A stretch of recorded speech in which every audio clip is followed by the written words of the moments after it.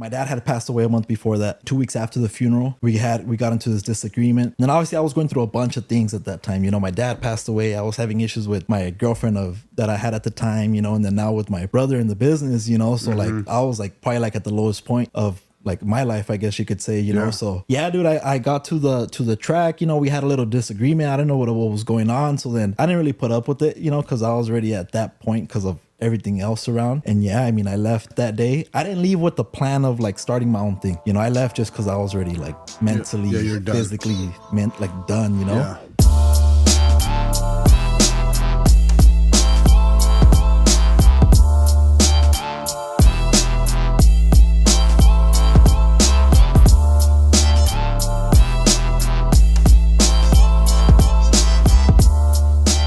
All right, so on today's show, we got Elmer Barrios. Is that how you say your last name, Elmer? Yeah, Barrios. Yeah. Elmer Barrios is with Simply the Best Auto Detailing. You detail vans, boats, everything, right? Yeah, everything. So, man, I'm glad to have you on the show. We got you. You're an AZ up and comer, bro. Yeah. You know, young, ambitious, killing the game in the auto detailing business. Yeah, for sure. So. Yeah, no, you're doing it, bro. You know what I mean? We're like, my father-in-law says, try is a lie, right? Yeah.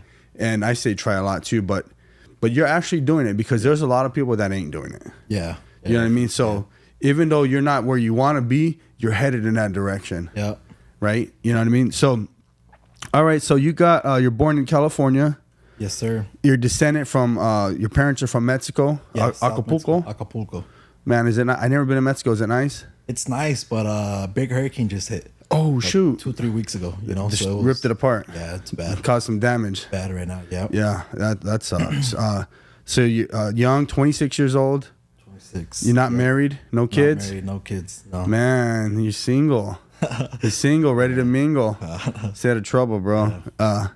I got a lot of kids. So in your detailing business, I mean, you hit them up with detailing, ceramic coating, window tints, the full gamut. Yeah, everything. So like, obviously it started with like mobile detail. Yeah. Mobile car wash, you know. I've been doing it for a long time. Okay. You know, over 10 years. 10 years. That's a long time, bro. So, you're 16 years old kind of when you started? So when I started going mobile on my own, I was about 14, 15 years old. Wow. That's when I started driving. So I used to work with my brother. He owned Candy's Auto Detailing. Okay. That started in 2005, you know, in Surprise, Arizona. All right. You know, so I mean, 2005, I was like 7-8 years old, you know. So I kind of grew into this sport, I guess you could say. Yeah. But yeah, I've been doing it for a while, you know. And it's been good. It's been good. You know, I never, like when people say like, oh, what do you want to be when you grow up? You know, I never thought like, oh, I'm gonna detail cars, you know. It just kind of naturally happened, you know. I think that happens with a lot of people. Like you're a kid and you're like you got this idol or this, you know, hero or whatever, and you think you want to be something, but life takes us a different direction sometimes, and you know, it's that whole thing of making lemon with lemonade, you know. Yeah. And so you took what was given to you and you said, I'm gonna run with it. Yeah. You know. So did you so you started young, 14, 15, 16. And then, did you go to high school? So I went to high school. Okay, what high school? I went to Dysart High School. Dysart High School. I think it was like freshman, sophomore year. And then in that time, I transferred over to Peoria Accelerated. Kind of like an accelerated school, you know? I know, exactly, yeah. So I went there, but yeah, I mean, I was driving my work truck to school, you know, and all that. So you had a mobile detail vehicle and you were going to high school. Yeah. Bro, everybody wanted to be you. So I would drive. I mean, some people would think it's funny. You Why? know, because like they would be like, oh, he's driving his work truck to school, you know. So like, I guess it's not normal, you know what I mean? So I would drive my work truck to school, my little truck, and then when I would finish school, I'll do a car, 2 cars. I'll do some teachers' cars. That's what I was thinking. I was like, I'll just stay right there and do them all. You know, or I'll go do 1 or 2 clients depending what time I would get out. You know, yeah. You know, depending when I had like daylight and stuff like that, but.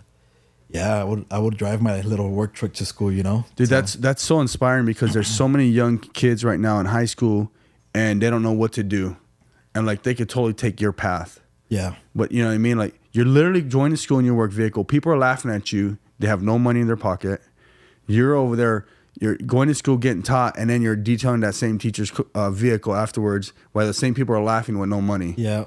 I mean, how does that work? You know what I mean? Yeah, it was pretty cool. I mean, obviously, at that age, I mean, yeah, I wanted to be like everybody else, you know, just kind of go to school, have fun, mess around after school, have fun, you know, and same thing, just go to sleep, wake up the next day, go to school, you know. But I mean, people have it different, you know what I mean? Yeah. So I would go to school, you know, and there was times where like I would show up. So a lot of people know, I mean, towards the end, I wouldn't go to school. I dropped out. Okay. You know what I mean? So it was like once in a blue moon when they would see me there like a full day. And you're just detailing. You know? So like, I would show up like 20, 30 minutes late, man. And I was sitting in the parking lot. I'm like, damn, should I go in? Should I not go in? You know, and I wouldn't. I would just go work, you know, which is good and bad. You know, obviously my parents didn't like that. You know, my dad was the one always on my ass, you know, like calling me, hey, are you at school? Hey, this, hey, that. They call me from school, like, what's up? You know, but I mean, at the end of the day, I mean, over time, like I just started working over going to school, you know? Yeah. But, so what grade were you when you were like, I'm done? So I remember I went most of freshman. Okay. You know, and then part of sophomore, I slowly, gradually would like not really go, you know? And then probably like towards like the end of sophomore, junior, that's when I was done, you know? Yeah. And then that's when I kind of joined full time.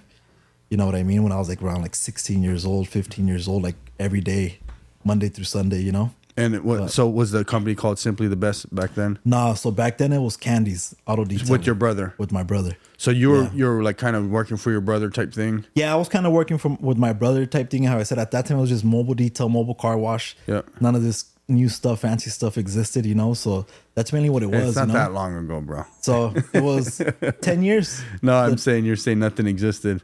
It was all there. Oh, yeah. Yeah. But like over the last 10 years, detailing has grew crazy. Yeah. You know, so that's what I meant. Yeah. But yeah, I mean, it was just me and my brother, you know, and then I'm the one that kind of started jumping into like social media, you know, researching new things, like seeing what was next or upcoming and all that, you know. So Okay.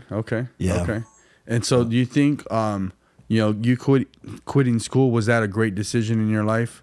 I mean, obviously everybody always wanted to graduate. Yeah. Graduate, Okay. go to Okay. college, especially like that's like the Mexican dream, you know, for make our parents proud and all that. So I never thought of dropping out, you know, but it was just one of those things where at the end of the day, how I said growing up, I mean, I don't want to say like, my parents gave me what they were able to give me, you know, I don't want to say like I never really struggled, you know, but like, it was just one of those things where it's like, I mean, it's either work or school, you know, you know, there was times where like, I mean, they would disconnect my phone. You get what I'm saying? Because like it wouldn't get paid.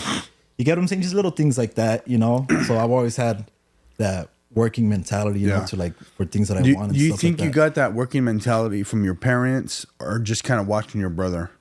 A little bit of both. Yeah. You know, my mom, she always worked. You know, I always had a nanny.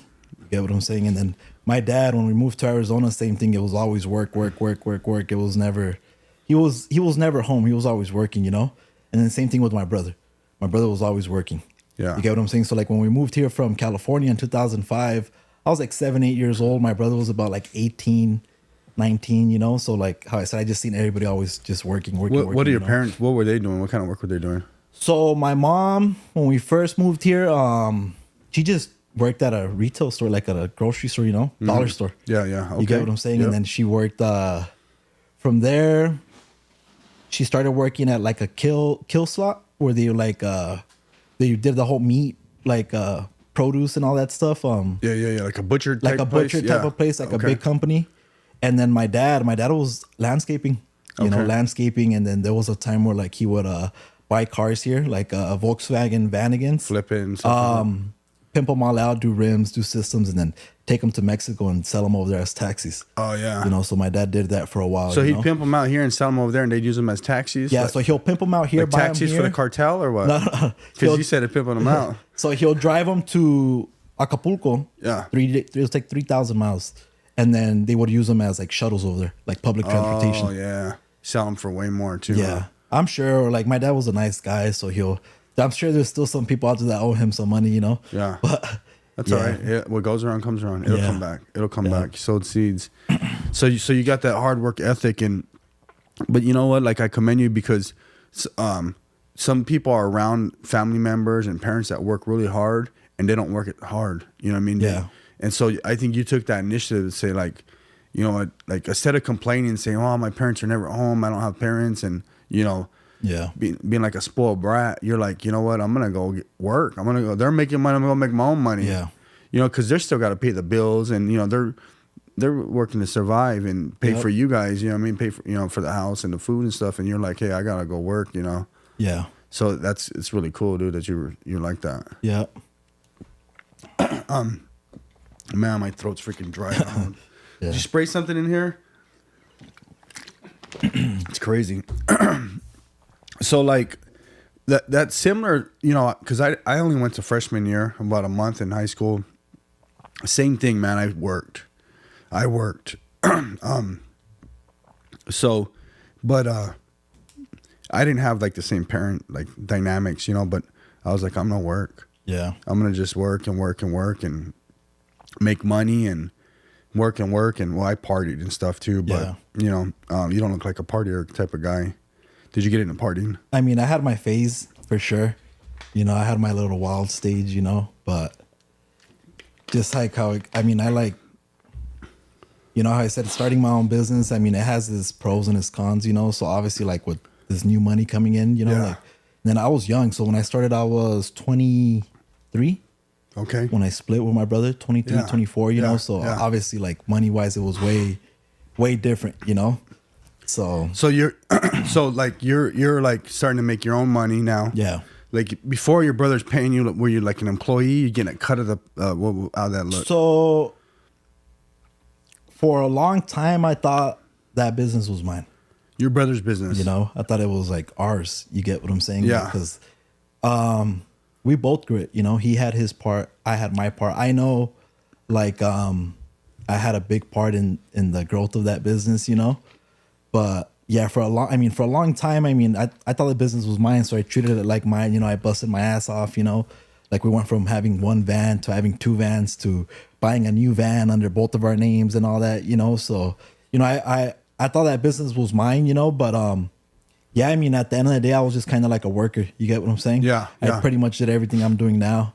Yeah. You know, there. You know, so but when so it's interesting you say that because, you know, you went through a phase where you're actually working for your brother, but you took ownership of the company, which is, I like that because I think in order to grow, learn, you got to take ownership of it, whether it's yours or not. Like you take it on as your own, and then you prepare for it to be your own, right? Yeah.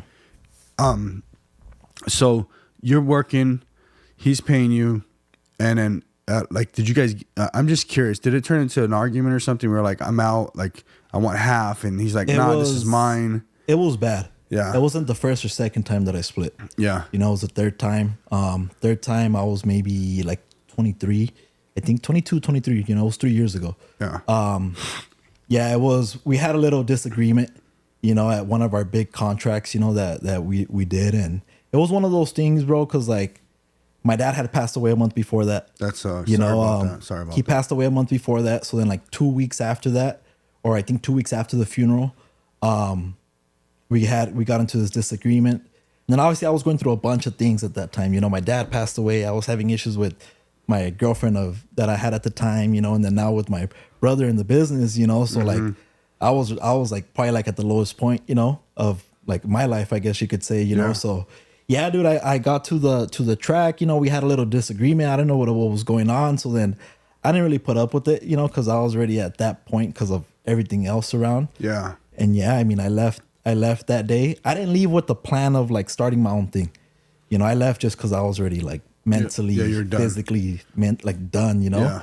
So yeah, I left. And then same thing. I mean, my buddy Chris was there, which he's one of my good friends now. He's kind of like my mentor too. And he was like kind of telling me like, nah, don't leave. Like, I need you here. I need you to here to finish off this race. Cause it was during NASCAR, you know?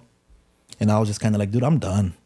You know, like, I don't know what I was done with, you know, but I was just like, I'm done. I need a break. Yeah. So yeah, I left there, and I didn't do nothing for 2 weeks at all.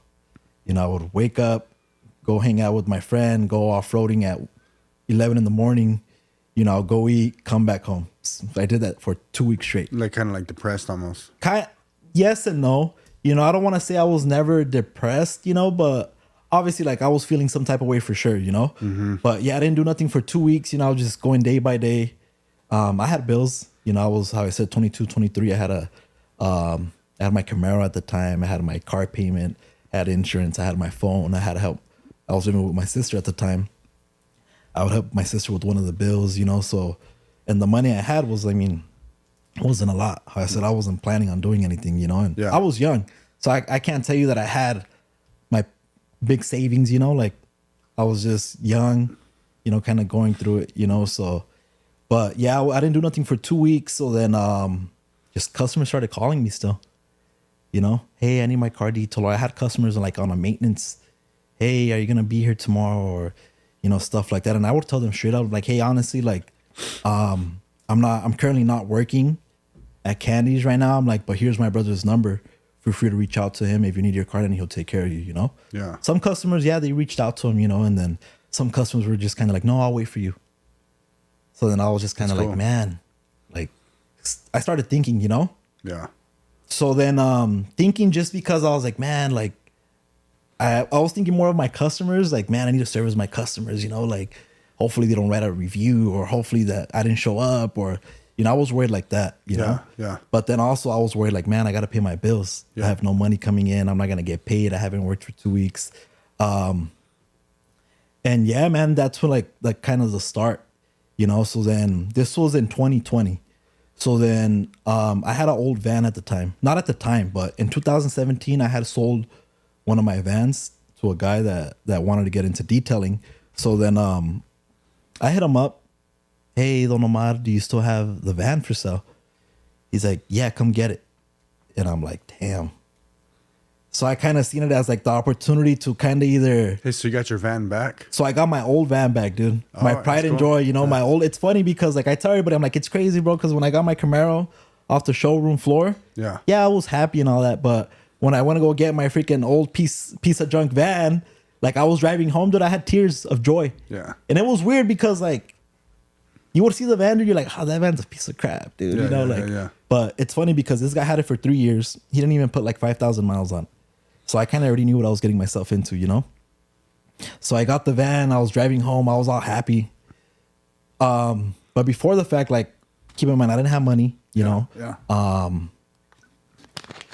want to go look at the van and all that. And then bought the van. You know, I had like probably like $2,800. He wanted $2,000 for the van. I bought the van. And then he's like, hey, well, I have this brand new detailing equipment that I bought when I bought the van off you. Like, do you want it? And I'm like, I do, but I'm like, I don't have the money for it. You know, I'm like, I'm gonna go to Pressure Equipment Sales. I'm like, I have a real good relationship with them. Yeah, I assume this, you know? I'm like, they're gonna front me a setup or whatever I need, or they're gonna finance me a setup. You know, I assume this, you know, not talking to them yet. I didn't really talk to anybody. He's all like, well, you know what, dude? He's all like, I'm not gonna use it. He's all like, so just take the setup. He's like, and just pay me when you can. Oh, man. You know, same thing. Guy's religious guy, you know, he's into God a lot and all that. And I was like, damn, that's another door opened right there, you know, like, I'm like, really? He's like, yeah, just take it. I'm like, all right, well, so you don't think that I'm not going to pay you back? I'm like, keep the title of the van. Like I told the guy that. He's like, oh, okay, cool. He's like, well, in that case, he's like, I'll just keep the registration and the insurance on the van until you pay me back. And then, you know, after you pay me, then you'll get the title and I'll take it out of my name. Yeah. I'm like, all right, cool. So I had my old van, you know. Brand new equipment. Well, it was used, but it was pretty much new. Probably it's like, new to you. We're going to call this new. It's new. Yeah. It was new for sure. Yeah. It was a pressure equipment, like skid mount setup that they started selling at the time. Mm-hmm. So then I had the equipment. I just needed a generator, and then I had my van, you know.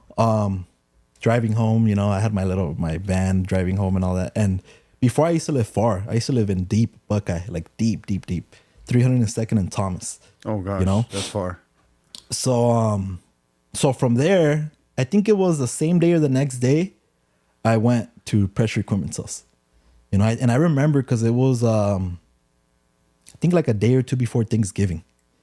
You know, around that time. So then I went to PS, talked to Martin, the owner. You know, I explained to him what was going on and all that, and then I had about like $800, you know? Okay. He's all like, I explained to him, he's like, hey man, you know what? Get whatever you need from the store. I'm like, cool. And I got just the basic stuff. You know, I didn't go all crazy and got all this. Just get the basic stuff just to do like basic washing, regular, like basic stuff. It came out to like maybe like $2,200. This was, it was Thanksgiving weekend. So it was like, I think like on a Tuesday, Wednesday. He was all like, hey man, I'll give you until Monday to pay me half. And then, which was after Thanksgiving. And then I'll give you 1 month from then to give me the remainder.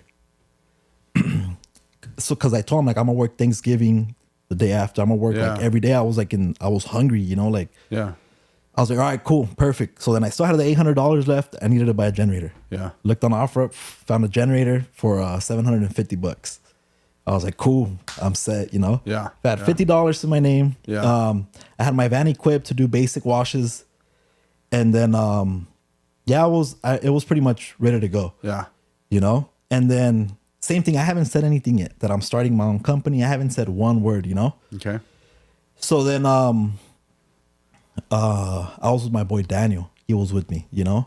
Same thing. I was always the guy that had a little bit of money here and there. You know, I would always pay for everybody. Dude, driving your company truck to school, stuff like that. You know, I was always that guy. So like when I had my van equipped, you know, I had the generator. I still needed some stuff, you know. And I remember I was with my boy Daniel, and when I was going through that phase of 2 weeks that I wasn't doing anything, I was hanging out with him a lot, you know. Okay. So he kind of always seen how I worked and like the way I kind of carried myself. And he was kind of like, he's the one that kind of motivated me. He's like, dude, well, just start your own thing. Blah, blah, blah. Like, you already know what's up. Like, just imagine you start now and in a couple months, the way you work, like you're going to have this and that. And I was scared though, you know, I was scared. I didn't want to part ways from a business that at that time I thought was mine, you know, like I was hoping my brother would call me and be like, hey dude, like, just come back. Like, I need your help. But nothing, you know? And it stayed in my head even more because I said my dad passed away, like maybe like not even a month before that. So the time before that I split with my brother, obviously my dad was always the one to get us back together. You know what I'm saying? Yeah. So when the time before that I split, my dad got us back together, and then he pulled me to the side. He's like, hey, he's like, mijo, he's all like, just go back, you know, go back with your brother, work, start putting money aside, and then when you have a good chunk of change to start your own thing, like we'll go and talk to him and let him know, like, hey, I'm gonna start my own thing, like, you know, I appreciate it if you want to help me, or if you want to give me a van or what, you know what I mean? Yeah. But to me it was like, man, why is my dad telling me this stuff? You get what I'm saying? Like, I never thought my dad would want us to see. My dad always wanted everybody together, the family together, like he wanted us always together, you know? So it's like, when he told me that, like, it stayed in my head for like the next 2-3 years. Yeah. And then he passed away. And then I got in a disagreement with my brother. I left Candy's. So then it stayed in my head even more. You get what I'm saying? I'm like, all right, so right now it's a time. Yeah. You know what I mean? Obviously, like, we got in a disagreement, so it's not how I wanted to leave, but what am I going to do? Go back and then stay there for another year, 2 years, 3 years, and maybe get in another disagreement and leave. And you know what I mean? Yeah. So yeah, I mean, I started working, and then I kind of wish I would have done it sooner, you know, but I mean, how I said, I was never with the mindset of like starting my own company. Yeah. Yeah. You know what I mean? What's crazy is, like, this is the power of God, bro. When you were coming in, I was telling you, like God literally set this van aside for you for the moment. Yeah. He knew, not only did he set a van aside, but he set a van with equipment aside. Yeah. You know, so you basically, for like $2,800, you got like about, you know, $10,000 worth of stuff. Yeah. You basically got a business. Yep. For $2,750. Yeah. Right? At the time, you paid a little more money and stuff. And so like, you know, that your dad was teaching you, I believe, is like, he's seen your hunger. He's seen your willingness to own something, to have ownership in something, even that it wasn't yours. Yeah. So he's seen something in you, and he was like, you know, he knew that eventually you were gonna have to wing off. Yeah. You know what I mean? And he probably knew, like, you guys battled and, you know, stuff like that. And so, you know, I mean, he called it. You know what I mean? Your dad called it. You know, and so that's cool that, you know, he knew you enough to say, hey, this is what's gonna happen. Yeah. You know, if he was alive, he would have told you exactly how it happened. Yeah. you know, because I'm sure he's wise. Yeah. You know, and you know, so like, you know, you're starting your company, you're going through it, you're rebuilding, you know, I mean, how does that look with your brother? Was he upset with you? I'm just curious on that take, you know, because people go through this stuff. Like I went through something similar, not with an older brother of mine too. I was starting to go on my own, and he started working for me, and he wanted like half of the money. Yeah. And I was like, dude, this is like my job. I hired you, right? That's probably what your brother said, right? And we got in a fight as well, right? And so it happens. Yeah. Right. And although he didn't take ownership like you did, things like that happen. And so how, like, have you worked through those relationship issues with your brother? So he was upset just because, like, I'm assuming this. Yeah. As soon as he found out that I was working, because I didn't post nothing on my social media, nothing. You know, just customers started shouting me out. Yeah. You know what I'm saying? Like, oh, thank you to Elmer for coming, you know? Yep. So I remember the first day back. It's funny, there's my van. I had to look twice, you know? Oh, that's the van? That's a van that I bought right there. And Oh, wow. And I think that specific Can-Am was one of like the first customers that I kind of started doing, you know? But I think he's seen, you know, that I started working. Yeah. So then he posted this big thing, which I get it. I mean, I guess he had to do what he had to do, you know? It's just saying like, oh, like Elmer no longer is working with Candies. So if he's doing your car, like we're not responsible, like basically saying like that he's not responsible. I damaged the cars, that the business insurance it's not gonna cover it. Yeah. Like kind of threw it out there like that. He posted it on social media? He posted it on social media. He was mad. Yeah. On Instagram. He was hurt. He was more big hurt. paragraph, you know? So then when I seen that, I was like, all right, cool. You know, it kind of hit me, you know? So then same thing. I posted. I didn't throw shots or nothing, but I was just like, hey, as some of you guys may know, I'm no longer a part of Candies, you know? And then boom, that's when I threw it out there. Started Simply the Best. Yeah. You know what I mean? It's funny because as soon as I split, You're like, I'm not with Candies, I'm Simply the Best. it's and before I announced it, I already had bought the trade name. Yeah. I already had bought the trade name, Simply the Best Detail. That's a good name. You know,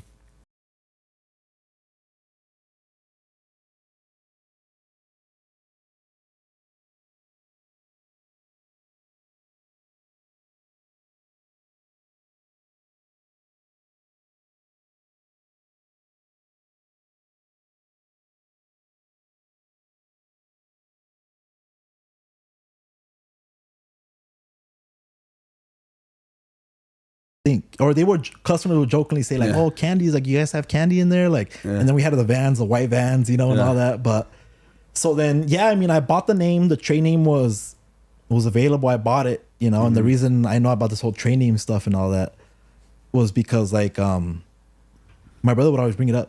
Oh, I bought so and so's trade name. I bought this trade name. I bought this trade name. Yeah. You know, so that that's way why if someone wanted it, they had to buy it back. You know what I mean? So I bought Simply the Best Detail, and how I said, with no bad intentions, dude. You know, I didn't pursue none of the customers. I would tell customers straight up that would hit me up claiming Candies. I'm like, hey, I'm no longer a part of Candies. Here's my brother's number. Reach out to him, or I could serve as your vehicle. Yeah. You know, but it's not. You have two options. You know, you have two options, and you know, I made it very, very clear. Which I think that kind of helped me out was that ever since I started, I always had my own social media for Candies. So it was always Elmer's Candies Detailing. So you were just able to change the name. I always had my number. Yeah. You know, he had his number. He had his Instagram. I had my number, my Instagram. He had his Square account to take payments. I had my Square account to take payments. You know, so oh, he messed up. Just kidding. But all the money would funnel to one account. You know what I mean? Yeah. But yeah, how I said, he made it very public that I wasn't a part of it. So that's when I was already working. Maybe like a couple days in, I made it public that I started this business, you know, and then pretty much from there, dude, I mean, I was hungry, you know? Yeah. I was hungry. I worked every day, you know, Thanksgiving. I pretty much worked until the van blew up. That van lasted me. So I started November 19th, 2020. Okay. I worked every day through the holidays Because I had stuff to pay. I had to pay the guy for the equipment. Yeah. I had to pay your sister Martin from PES. Yeah. I had to pay my car. I had to pay my sister, you know, stuff like that. And yeah, I was hustling until my van broke down. Yeah. My van broke down Christmas Eve. It was like 2 months later. So about a month and a half later, I would go get haircuts early in the morning, 5:36 in the morning. You know, I would go get haircuts just because like I was always like with the mindset of like I have to look good for customers, you know, stuff like that. I always carried myself like that, you know. Mm-hmm. And now that it's my business, you know, obviously like I was I always had my guys looking good, myself. I had good stuff, you know, hats, always fresh cuts and all that. Social media looks good. All the vans look nice. So I remember I think it was Wednesday or Thursday, 5:30 in the morning. I was leaving Buckeye. Dude, who's open at 5:30 in the morning? That's the thing. Thankfully, my barber, he's not like an average, like, I work at a barbershop type thing. You know, he worked from home. Oh, that's cool. You know, his name's Ivan. He owns Underground Cuts, you know, out in Phoenix. His little business, just one chair to him. Oh, that's cool. So same thing with him. It was all like, it's always like time is money, you know? So it was like, okay, yeah, I'll cut you up first thing in the morning. And with me, it'll be perfect because I'll go cut my hair and go to work. Then I'll go to work all day. And then, so Wednesday. Hold on, were you getting a haircut every day or what? Every week. Oh, yeah. Every Wednesday, Thursday. All right. So, Wednesday, I was on my way to cut my hair at 5:30 in the morning, you know, leaving Buckeye. In the hoopty van. In the hoopty van, cruising. It had a nice system though, you know? Yeah. In the van. So then I got off. I was on 83rd and Indian School. Okay. You know, went to McDonald's drive-through, got us some iced coffee. Pulling out of the McDonald's, like the van bucked and boom, transmission popped.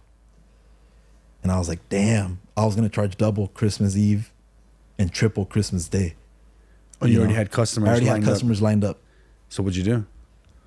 So, I mean, my barber picked me up. Luckily, he was on his way there too, you know, so he was able to pick me up. So you got a free ride and a haircut? I got a free ride. I got my haircut still. You know, good thing at that point I had a little money put away, you know.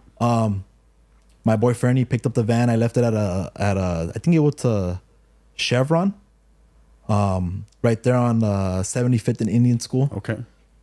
He picked up the thing and then he took it to the transmission shop to get it fixed. So then obviously it took until New Year, you know. So I was like, oh, well, I mean, I felt guilty because I've been working every day, Monday through Sunday. And it was a setback right there. And it was a setback. And I felt guilty not working for Christmas Day until New Year's, you know. But I kind of use it as an excuse. Like, oh, well, I've been working, busting my ass off. I guess I'll just take the holidays off. And then January 1st, I'll start. So you got the van fixed? So I got the van fixed. You know, I picked it up January 1st. I didn't pick it up. I was out of town. My sister picked it up with her boyfriend. So at what point did you like roll over to, you know, your newer stuff, your new vans? And so within those 2 weeks when I first left my brother, I went to Mercedes of Arrowhead to try to get a Sprinter. And I couldn't get it. Yeah. The cheapest Sprinter possible. Yeah. I couldn't get it.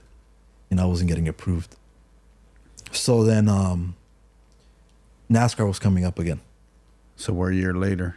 No, so 5 months later. So I do NASCAR the beginning of the year and then the end of the year. So I do NASCAR like February, March, and then I do NASCAR like October, November. Okay. So a couple months later, NASCAR coming up again. So then my buddy Chris, you know, the guy that I do NASCAR with he's like, hey, fool. He's all like, he already had a Sprinter. So he was always trying to talk me and my brother into getting a Sprinter. Yeah. You know, but like, and we never got around to getting one, you know. Same thing, because it wasn't just up to me. At that point, it was up to like my brother too, you know. So NASCAR was coming around, and then Chris was like, hey, fool, when I go to Arizona, I'm going to go get another Sprinter with Charlie. Charlie is the owner of Mercedes of Gilbert. He's like, go with me so you could get one. And I was already like kind of like in doubt, you know. I'm like, nah, like I was like talking to myself like, nah, like I already tried getting one, I couldn't, you know. Yeah, but you didn't talk to Charlie. He didn't know that, but I didn't talk to Charlie, you know. Owner of Mercedes of Gilbert. So my buddy Chris was like, yeah, let's go, fool, let's go, let's blah blah. This was already like maybe like Wednesday, Thursday. in between NASCAR during the week, because NASCAR is like from like Tuesday through Friday. Okay. So it was like Wednesday, Thursday. We had a no, it was Friday actually. I lied. It was Friday. We had an early day because we're already almost pretty much done. He's like, hey, so we're gonna go or what? I'm like, yeah. I'm like, let me just go home and shower, and then we'll go. I'll come back to the track and then we'll go to the dealer. So the track was in Avondale at Phoenix Raceway. The dealer was in Gilbert. Yeah. So I go home, I shower, I lay down. I was gonna go to sleep. This was like maybe like it was probably like 1 o'clock. You were gonna dip on them. I was gonna dip on them because I was like, nah, like I couldn't get it, you know, like a few months prior to that, you know. Yeah. So then he was all like, he calls me, fool, where you at? It's already getting late. Like we need to go. And I was like, all right, cool. I had a little cash put away. I took all that cash with me, you know, which was that day. So this is a van. Show that van. That's a van. Yeah. That's the first van. That's the first van. That's you. That's me. So and what? So when was this? That was March 21. This was March 21. So about 5 months after. So yeah, we go to Mercedes, bunch of vans. At that time, it was before COVID. It was like kind of like before COVID got crazy. Yeah. Bunch of vans, you know. I seen a silver one, which is the one he got. That's the van I wanted. Yeah. It's from the moment I seen it. The one Chris got. The one Chris got. Okay. I see we were pulling up to the lot. I'm like, oh, that silver van, sick. Just because silver has always been my favorite color when it comes to cars. Nah, fool, why do you want that van? That van, that color is ugly. It's not gonna go with anything. Blah blah blah. I'm like, all right, whatever, dude.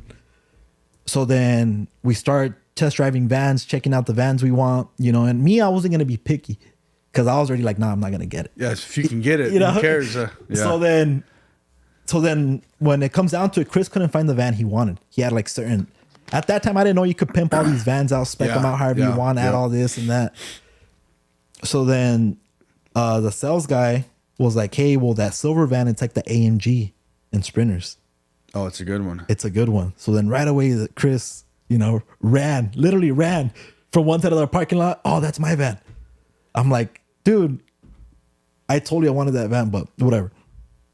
So I drove that van. Obviously, it drove way better than my 98 Chevy Express van, you know? Yeah. And I was like, cool. So Chris was getting his van. And then Virgil comes up to me. He's like, hey, dude, he's all like, just letting you know, don't put more than $9,000 down. He's like, because if it's over 9,000, I have to report it to the IRS. I'm like, all right. So I kind of thought it was weird that he came up to tell me that, you know? Yeah.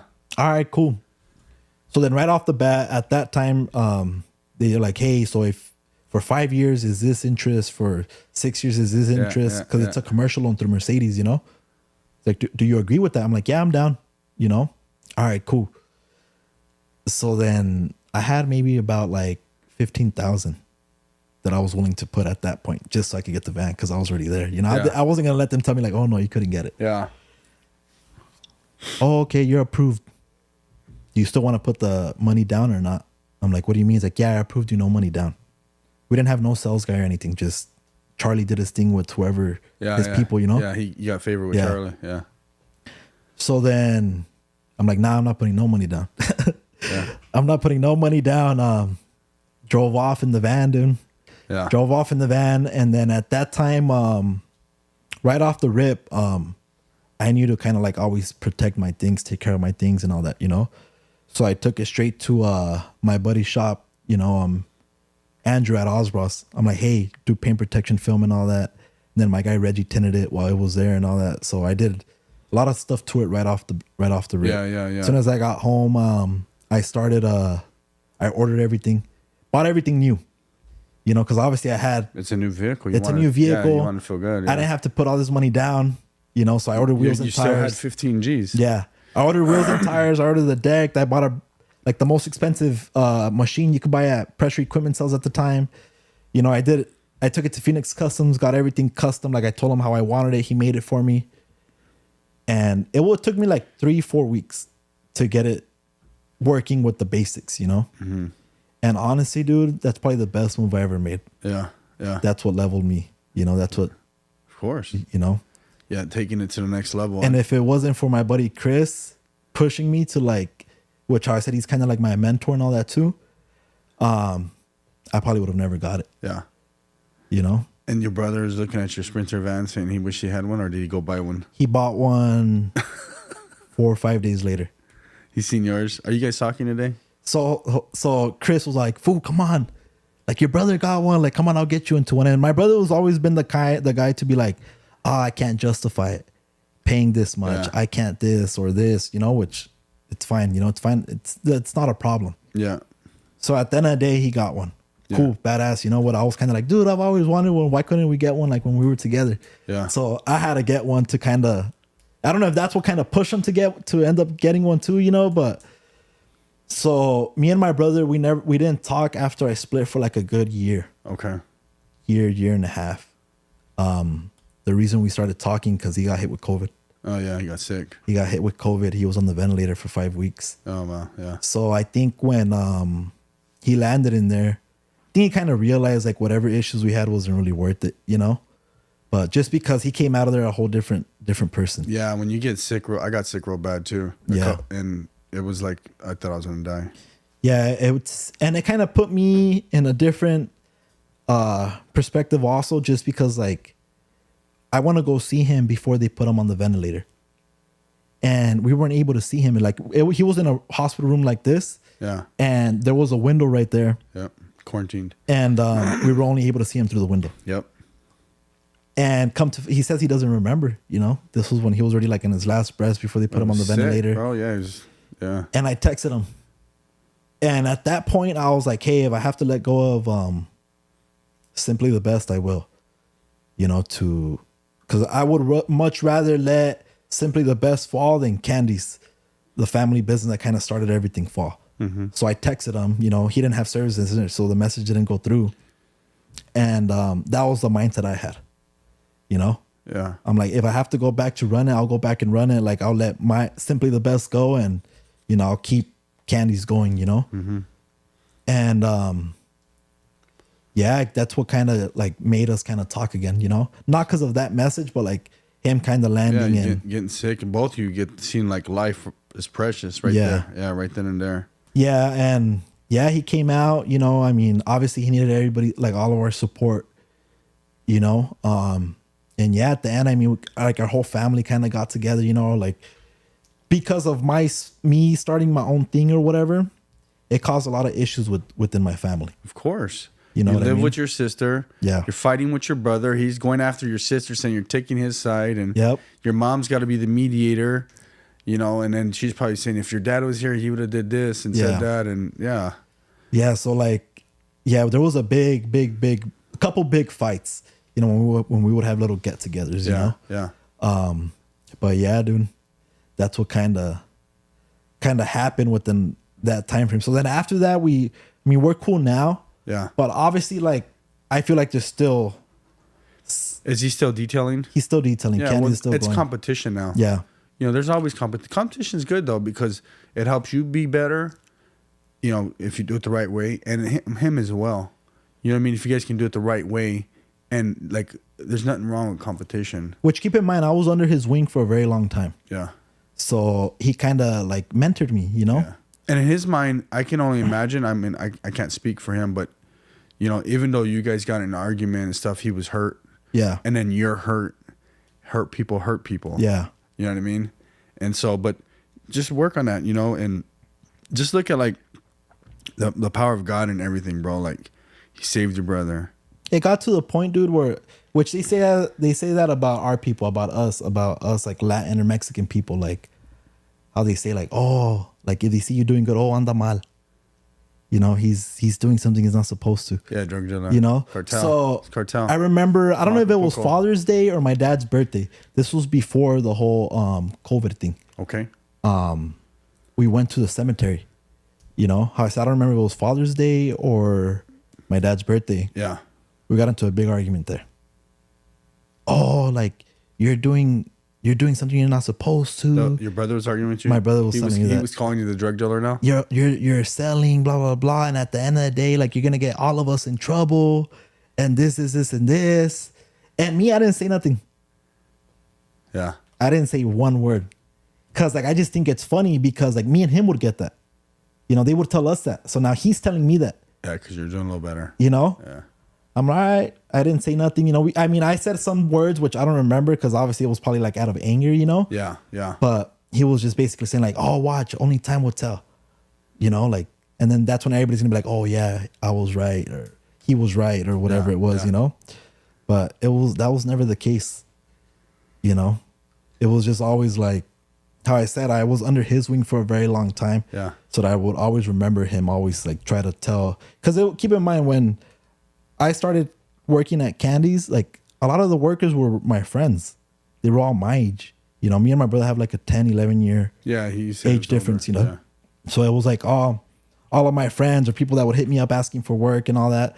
So my brother, we would kind of look up to my brother, and he would just kind of always be like, hey, you guys need to learn how to manage your money good and blah, blah, blah. And then he would tell me like, hey, dude, once we hit a certain amount of money in the bank account, you could do whatever you want, blah, blah, blah. So like I always took all that in, you know what I mean? So now that I'm in my own thing, I apply a lot of that stuff too to my own business and all that, you know? You should call him right now, bro, and say, thank you for instilling that in me. Yeah.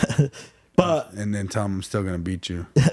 It's always a competition just because even before we would go to NASCAR, we would always be like, let's see who does more. Let's see who does more. Let's see who does more. You know, like who does more washes. Yeah. It was always like, but it was a friendly competition. Listen, it's good to have that competitive drive in you. Yeah. That's what's going to get you. That's what got you to where you're at. Yeah. That's what got you to get the old van back. That's what got you to like, because when you're people without a competitive drive, they don't get up and they go home and go to sleep and don't answer the phone. Yeah.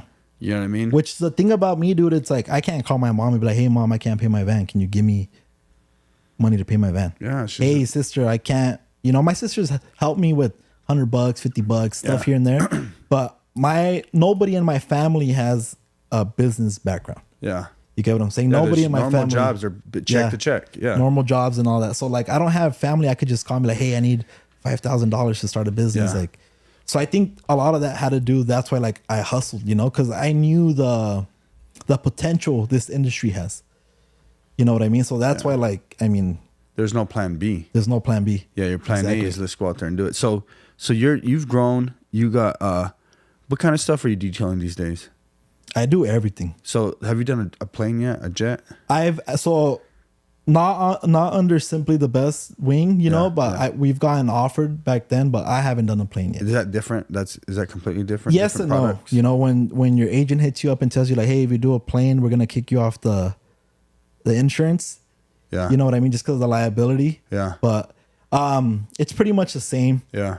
You know, same products. You know, a lot of the products you can use them for many different things and all that. Okay. But, so what are you doing? Like high end cars, boats? So I do a little bit of everything. The coach buses. Yeah, all that. You know, those are big money. The buses. Huh? Yeah. How I tell everybody, I'll take the little drop of water every single day, rather than waiting around for the big, you know, splash to hit. You know, so I do whether it's a car my maintenance program, whether it's a Honda, Camry, Lamborghini or whatever, $100. You know, or I'll do a big $5,000 ticket job, $10,000 ticket job. You know, so I do everything. Yeah. You know what I mean? Are you still based out of Surprise? So I'm based out of Avondale. Avondale. Okay. You know, I have a little apartment right there. That's the little garage. That's the headquarters right now. Okay. You know? And how many vehicles do you have now? So right now I just have my 2 Sprinters. Okay, that's good. Not just 2. That's a lot. Yeah. I have some people have no Sprinters. Some people still have that beat hoopty. Yeah. You know what I mean? Which I mean, I always look into it. Look like when I see people like that or like young guys. Yeah. I'm like, dude, that's sick. Yeah, it is nice. Did you show it? Yeah, that's my first one. That's kind of that's my boy Garrett took that picture when he wrapped it. That's kind of what took it to the next level right there. The wrap. Yeah, it's bright. It's airy. It's like it says what you're doing. So you're the best. You're doing detailing. It's clean. So I kind of told him the idea I had. I'm like, hey, when they look at this van, like I told him straight up, I'm like, I don't even want to put my number on it. You know, just because like I don't necessarily need more business. Any business is great, but like I don't necessarily need to get more business. But like the people that do call me, I want them to know that it's not going to be your $50 wash. You know what I mean? I want them to know that they're going to pay what they're going to get their money's worth. Yeah. You know what I mean? No, I know exactly. So then I kind of told Gary, I'm like, here, just let me know when it's done. Yeah. Yeah. And he did his thing, dude. And I was kind of iffy about the color.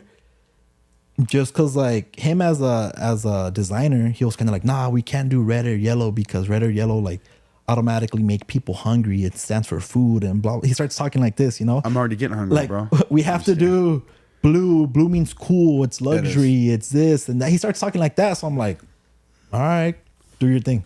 So what's that guy's name? Garrett. I'll get his information afterwards because I think I want to redesign something. Yeah, Garrett 518 Designs. So you got the 2 vehicles. Yeah. And then is it you right now only doing the detailing, or you got another guy? So it's me and one guy right now. Okay. You know, I had another guy last week. Yeah. But it's just me and one guy right now. Yeah. So and that's all you need right now. Yeah.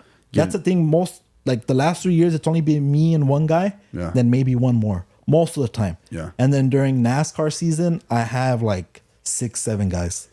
You know, you just gotta build up because you're going and pulling up somewhere, and you're like, let's hit them. Yeah. Yeah.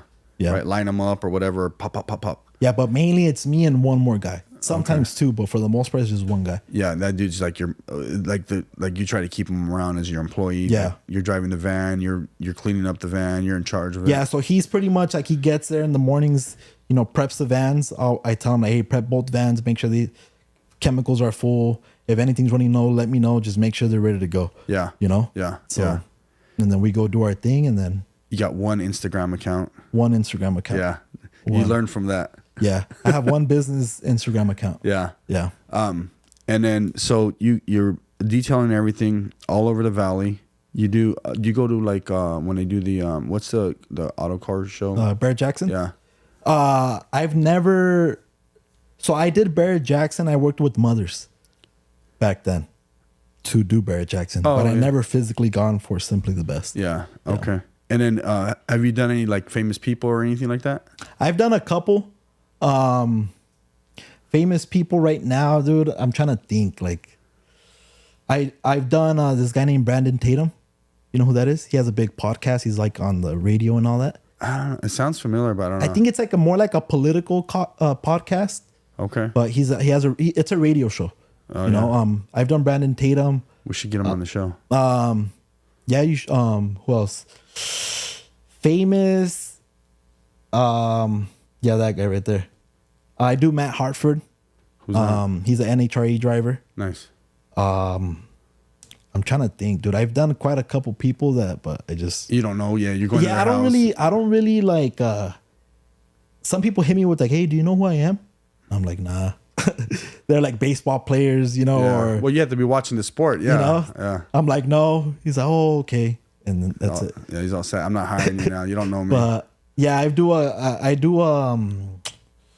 I can't even think. There's a baseball player that I do them, or my brother does them, or Yeah, it's like yeah, back yeah. and forth, you know. But yeah, I've done a couple people. Do you like if you can't get to something, you're like, hey, tell your brother, can you get this? Yeah, I've done that before where I was like let's say for NASCAR, I was out in California and I kind of told him like, hey, I have this customer. He's my good customer. Can you go handle it? You know? Yeah, yeah. He's done a couple times, you know, and then, or like if it's customers I've never dealt with before, like, yeah, I just send them to him or to other people. Yeah. So, like if someone wanted to start a mobile detail business, you know, what would be some advice you'd give them, you know, on starting one, maybe a couple nuggets, you know? So don't do it for the money, Yeah. you know? Are you saying there's no money? Nah, I'm not when you start. Yeah. Okay. Just because so the issue that it's going on now is, well, it's always been, people don't value this industry, this mobile detail It's industry. a lot of industries. Or mobile car wash. You get what I'm saying? They don't value it. Yeah. So, I mean, the average person, when they start, like they go make their $200-$300 a day. And obviously that's good money for your average person, you know? Yeah. But then when it starts to jump into like a business, they realize that it's not enough. not enough. Yeah. But also those guys are the ones that are charging $50, $60 for like an entry level detail. So that's what kind of messes the market for us guys that's been doing it for a while. Yeah. But I mean, if someone wants to start a mobile detailing company, don't do it for the money when you start, and just make sure to be ready to work. Yeah. Work a lot. Yeah, because you're doing all the work, right? You know, yeah, be ready to work a lot every day, you know, all night. You know, by all night I mean either booking appointments or dealing with customers or stuff like that. And then products, like just get the best products right off the bat. Yes. That's another thing too. it's funny because when me and my brother were kind of like up and coming, we would buy like 5-gallon pails just because someone would be like, oh, try this stuff's good. But at the same time, like the product may work for me, but not for you. Yep. You know, so you got to play with a lot of stuff first before. Feels. Yeah. Before. Hey, do you know Magic Mike? Or what's his name? Not Magic. Magic Mike? No, it's like Magic is on his van. He sells products. His name's Mike. I call him Magic Mike because no. He sells chemicals and then for detailing, and his name's Mike. No, it's like Magic Cleaning or something. Maybe there's a couple now. Detailing's getting popular out here in Arizona. Yeah. So now there's a couple like Beaver Stripe sells product. Mr. Mark used to sell product for a very long time for PNS and what was it called? I think car care or something like that. But yeah, no, Mike, it doesn't really ring a bell. Simply Magic. What was it? He's been doing it forever too. Auto Magic. Yes. Auto Magic. Yeah. Yeah. Auto Magic is a brand, a car product. So he sells that. Yeah. That's his main brand. Yeah. That's why I call him Magic Mike, because his name's Mike. So Auto Magic is one of the OGs, you know, in the industry out here in Arizona, at least, you know, just because they've been around for a while, you know. I don't know if the products are good. The only reason why I know is because my wife's uncle was doing detailing. He just got out of it for like 20 years. And then her cousin, I guess it's like my uncle, my cousin, he still does detailing. Yeah. So I'm familiar with it a little bit. Yeah. Yeah, it's a grind. I watched them grind, you know. Yeah, it's a grind for sure. There's some good wins though, like the buses. I mean, what like for people listening, what kind of money could someone make? Say, you know, yeah, you can wash a car for $50, $60, but what about like when you'll get a bus? Like, what does that look like? You don't have to tell your exact numbers, but what could it be? It could be even with the car. Yeah. You get what I'm saying? Not necessarily just because it's bigger, it's more money, but it comes down to like the efficiency also. Yeah. You know what I mean? Like, I mean, you could do $100 for a car. Yeah. You know, or you could do $2,500 for a car. Yeah. And it'll be, you know, so there's money, you know, like so depending on the car, depending on the car, what they need, depending on the service. Like the other day, I did a correction and coating on a Bronco.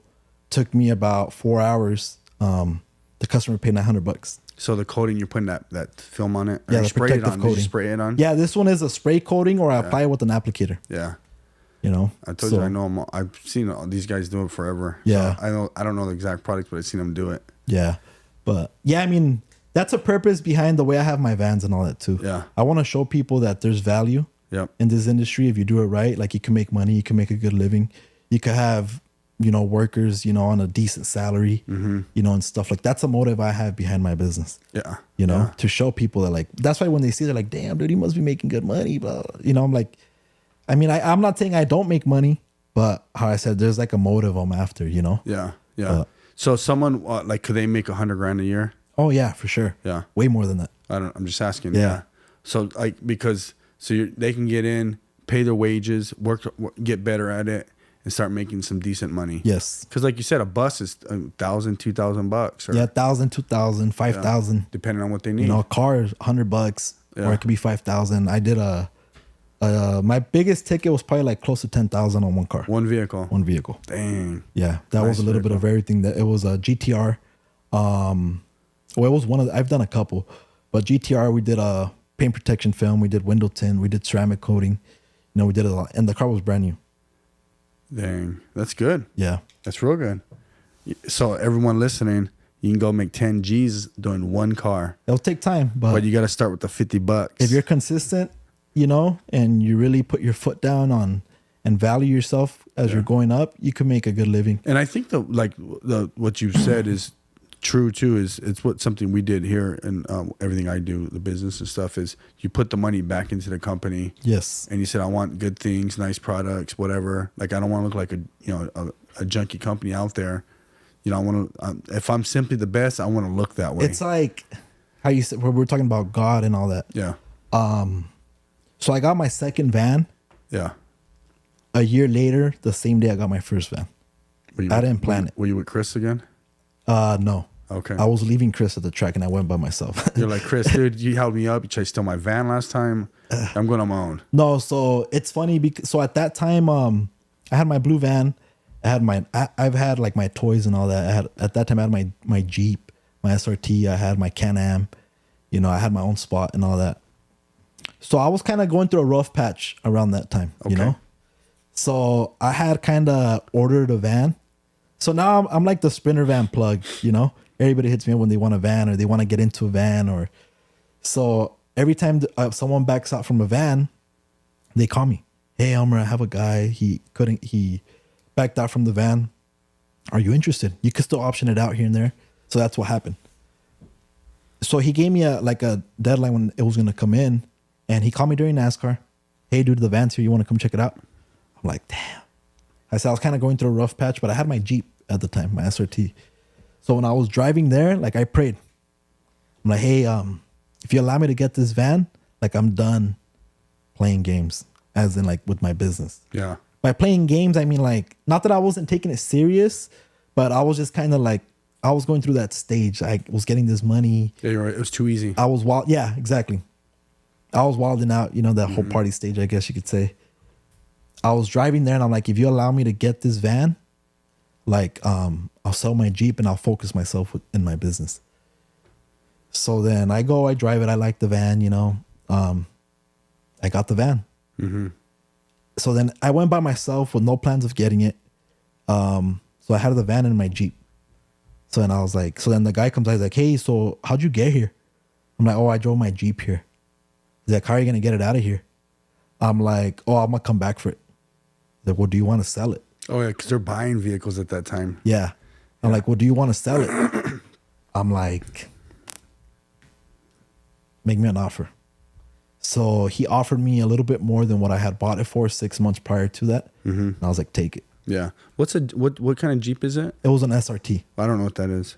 It was like the Performance Edition, the Grand Cherokee Edition, you know, below the Trackhawk.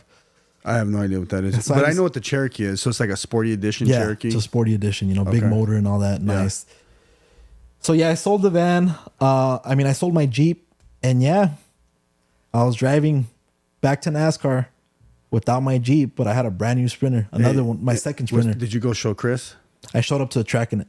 You're like, what's up, bro? Look what I got. I'm like, what's up? He's all like, fool, you got it? And I'm like, I mean, yeah, you know? Yeah, yeah. And then it's funny because like my brother posted a story about it, you know? And no one's in my family ever called me like, hey, you're doing a good job. Hey, like, I'm proud of you. No one. My brother posted a story and he's like, oh, like the NASCAR money is coming in clutch. Like, I'm proud of my brother. That's cool. You know? Yeah. So when he told me, I was like, oh, okay, cool. You know, that's like never would have thought of that, you know? Yeah. But then that's obviously how I said I was with like a motive behind that. You know, I said on my way there on my Jeep, I told like, hey, if you allow me to get this van, like I'm done. Yeah. Effing around, you know? Yep. You put it out there. I put it out there. You put it out there. And he allowed me to get the van. So then I had both of my vans in the Jeep. Before I left the dealer, the guy came out, bought my Jeep. And ever since then, I focus on my business. Yeah. I'm not saying like I didn't have some fun, you know, but yeah, I focused on my business 100%. And then a year later, after I got the second van, I got this van. Yeah. So I had 3 vans. Yeah. You know, and I had 1 week to decide if I wanted to sell my other van or not, my first van. And yeah, I just kept 2 vans, sold my other one. Yeah. So you upgraded a little bit. Yeah, just because how I said at that, when I first got my first van, I didn't realize like all the stuff you could get on them, you know? Yeah. So you got it the way you want it. So now what do those vans cost? Like 50, 60 grand? This blue van, so I get them at MSRP. So I got this one for 75. Okay. You know? Yeah. My orange van, I got it for 65. And then you just any kind of upgrade you do, then I outfitted them, wheels, tires, window tint, the equipment. Yeah. You know, and all that. Yeah. Yeah. It's so cool. You know what, dude? Like, stay close to your family. Yeah. Yeah. I mean, I don't have a good relationship with half my family. And so that's one thing is like value, you know, because you can be like the change they're looking for. Yep. You know what I mean? You can be like, it's not about like who's right and who's wrong. It's about like, I'm working hard to show you that there's something better. Like you got nephews and nieces and stuff. Yeah. They can see it like, hey, like, look at what we're doing. You know, your uncle's doing it. I'm doing it. And we can help the family and you guys can do it too. Yeah. You know, because everything we do, like you, yourself, myself, and this is why I started the podcast is to show people like, if I can do it, so can you. And right now we're showing people if you can do it, so can they. You know what I mean? And that's what we want to do is we want to keep. So like my advice to you would be like, just keep sowing seeds, keep giving. You know, someone gave you something, Chris, your brother, Charlie. Like there's all these people that were part of your life that God put in your path to get you to right here, right now, right? And so you have to be that for someone else. Yeah. So don't ever forget that, bro. No matter how much money you make. You know, that's our job. Our job is to keep giving, you know, and that's the whole thing with AZ Up and Comers, to show people like, hey, we did it. You can do it. Here's how we do it. If you want to do detailing, here's what we can do. And then whoever's watching, like, you guys can hit up Elmer. I'm sure he'll help you with tips and tricks. You know, he's not going to give you the whole freaking kit and caboodle, but, you know, you'll probably send him where to go buy stuff. And, you know. And that's the thing with, like, me and my brother. Yeah. We always help people out. Yeah. You know, like, people that are, like, straight up about what they want to do, their plan. Yeah. We've helped them out. Like, we've had people hit us up like, hey, man, I want to start my own thing. Like, let me come work with you for a week. You don't have to pay me. Yeah. Okay, cool. You know, he told us straight up what his plan was. Yeah. And there's no. They start their own thing, and some of them are still out there doing good. Some of them doing badass, or some of them just, they don't even do it no more, stopped, you know? Yeah. Or you get those people that come with you, like, wanting to work, you know, and then they learn they're lying. Yeah. You know, and then they start doing their own thing. And it's like, at the end of the day, it's like, hitting up your customers behind the scenes. Yeah, I've had that happen, you know. It's the guy that I sold my old van to. And you're going to have it more, you know, like you're going to have it, you know, we've done over 1,000 projects, you know, like, Jesus, I don't even know how many, a lot of money. And so we've had a lot of employees throughout the years, throughout the 14, 15 years, you know, and we've had probably, I think maybe 6, 7, 8 of them start their own companies.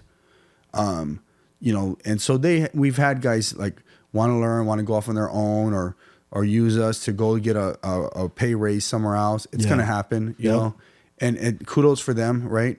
And then the guys that stick around, or the women that stick around, they get to learn, they get to grow, you know, so you're going to see all that stuff as you grow, you know, and you get more employees, and, you know, because like, as you get to that next level, you know, it gets harder. Yep.